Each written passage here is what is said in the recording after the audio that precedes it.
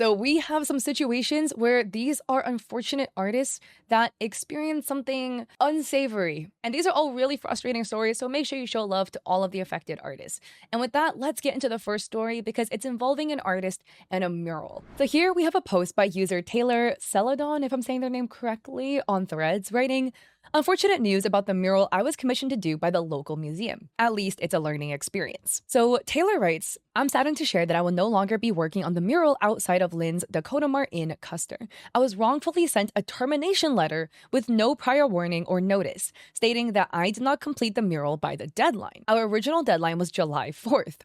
I was sent this letter yesterday, June 24th, about 9 days from the original deadline." That's already so odd. But it continues. "Additionally, the museum director met with me last week on June 17th, and she suggested a new deadline of September.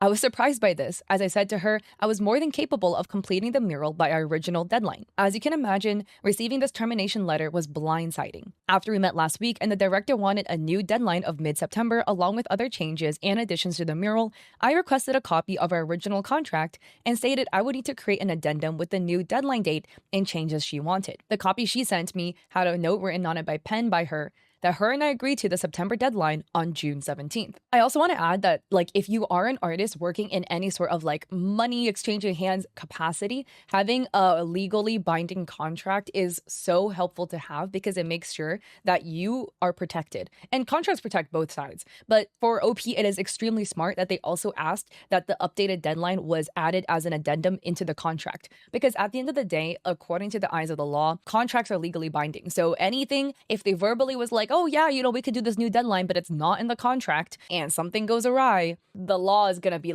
yo, but the contract said this, Still not fair. They told you something verbally later that completely contradicted and made it sound like it was real, but that's just kind of how it works. So it's so smart they did that. But they continue.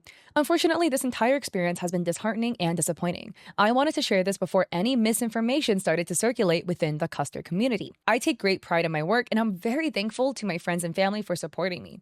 There are other details where I feel like I've been wronged that I will not be sharing for privacy's sake." That's not a good sign. If there's more.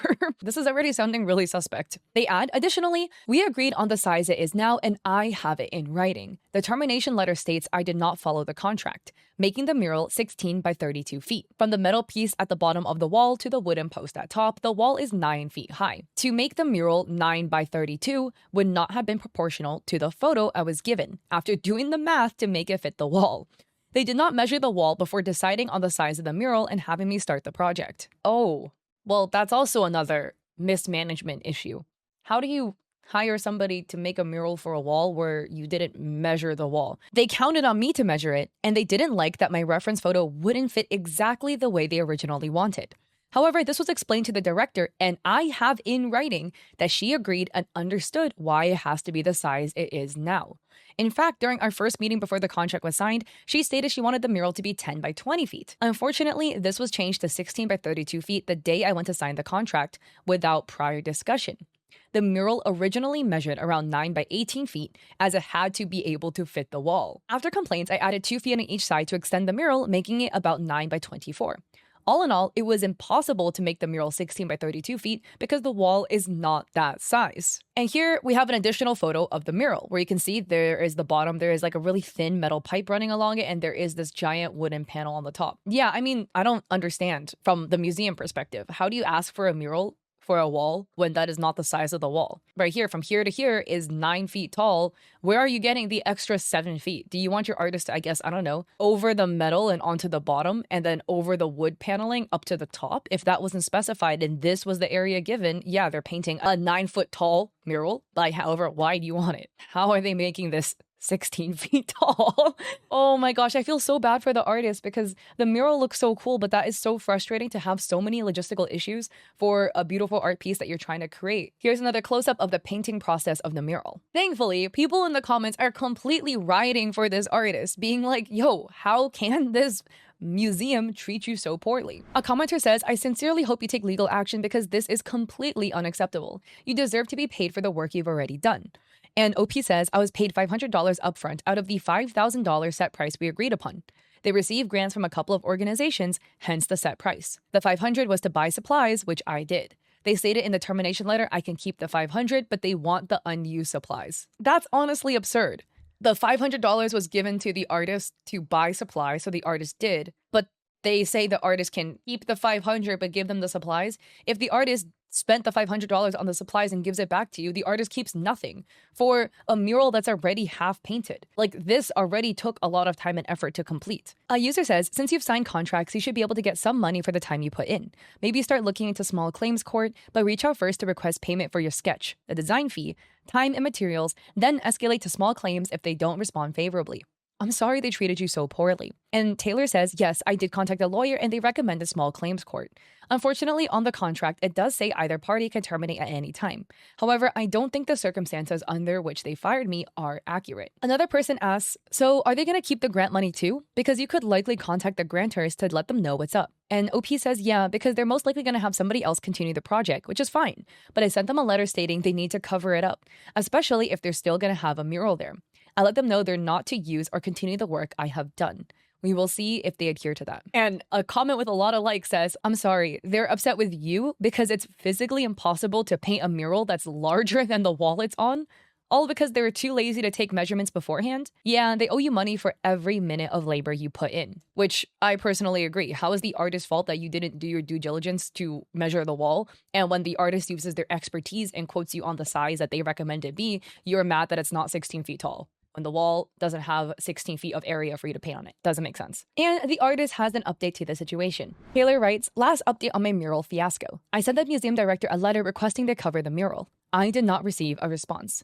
I drove by and somebody else is covering it up this morning, which is a relief as I was most concerned about them using my work without permission. Thank you for the kind words and support. I want to share some last pics I snagged because I'm still proud of the progress I was making. And as you can see, it looks so cute, which is honestly so sad that it has to be covered up because they were mismanaging it. But please go and support Taylor. I will have them linked down below. They are an artist. They do really, really cute artwork featuring a lot of cute little animals, featuring frogs. Big fan of frogs. So show them the love that they deserve. Next up, we have honestly the most absurd message I've ever seen sent to an artist. So this is posted by simply_Katie on Threads, writing, is this for real? Imagine asking somebody if you can steal their work. I can't believe this is what it's come to. It's a user on Etsy messaging them saying, hi, am I allowed to print and resell your books? If so, can I use the images you have posted here? And OP says, no, you're not. I own the full copyright for this book, and if you did that, you would be committing a crime. Thanks, Katie. What in the audacity? Look, stealing is never okay, but like having the audacity to write an artist and be like, yo, can I steal your stuff? Another person says, that's crazy. I got this gem of a comment yesterday. And somebody commented, I'm gonna screenshot this and print it out. So cool. And another person says, Katie, unfortunately, I see your work made into products like e-reader cases all over Etsy by various sellers. I tried contacting you about it, but I guess it never reached you. I just want to let you know. And Katie says, thank you. I try my best to get them taken down. I appreciate you for making me aware. And everybody else is so extremely flabbergasted at how this is even possible. And another person says, I've had this twice before where people ask me to send them a digital file of my stickers that they can print out. Like, it's honestly so absurd that it sounds impossible, but the amount of people in the comments being like, oh yeah, this happened to me too. Wild. But go check out Katie's artwork. Their artwork is so beautiful. Look at all of these pieces. Wow. Wait, this bookmark is so gorgeous. So yeah, go show them some love because their art is so pretty, and stealing people's work is not okay, even if you ask to do it. And another person on Threads, author Mary Kinley, writes, POV, you commissioned character art for your book just to find out they fed it into AI and copied another artist's style. The first is original, the second is AI.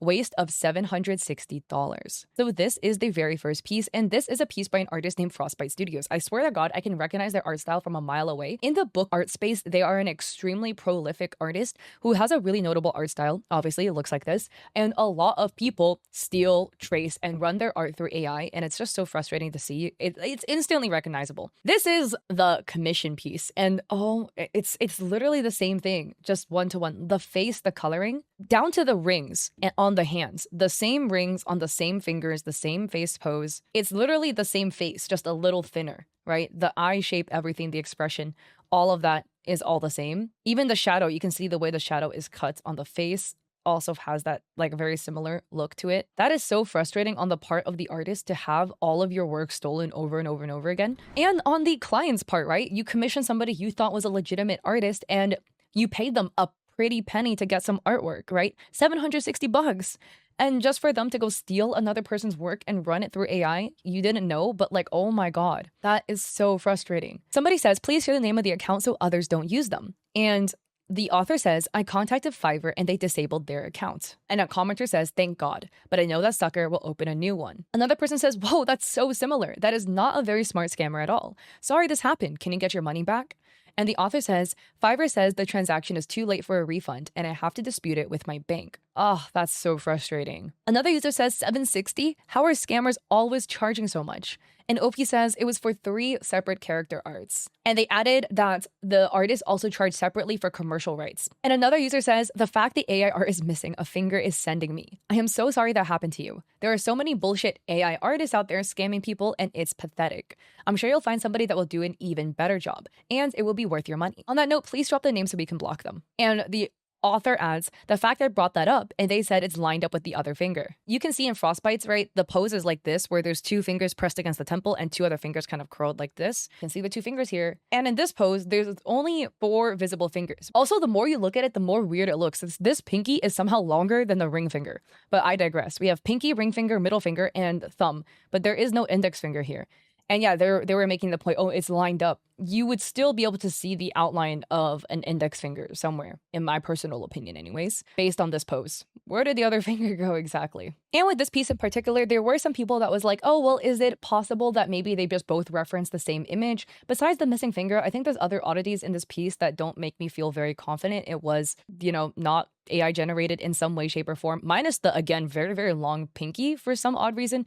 One thing is, again, the shadows not matching up to the actual elements that are casting the shadows. We have the hair shadow, right? But there's this cowlick up here, we see that. And then there's this curvature for this strand here that we don't see in the shadow. And then the hair curl, it kind of curls in an S curl.